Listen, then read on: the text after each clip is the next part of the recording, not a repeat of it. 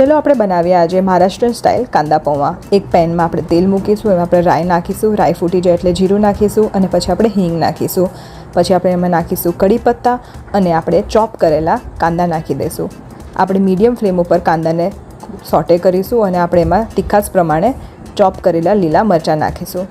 પછી આપણે થોડી એમાં હળદર નાખીશું અને કાંદા ચડી જાય ત્યાં સુધી આપણે એને કૂક કરીશું. પછી આપણે પલાળેલા પૌવા એમાં નાખી દઈશું. પૌવાને મેં સરખી રીતના સાફ કરીને એને ધોઈને પલાળી નાખ્યા છે અને પછી આપણે એમાં અંદર એડ કરી દઈશું કાંદા થઈ જાય એટલે. પછી આપણે સ્વાદ પ્રમાણે મીઠું નાખીશું અને પૌવાને આપણે સરખી રીતના મિક્સ કરી લેવાના છે. પૌવાને આપણે થોડી વાર ઢાંકી દઈશું.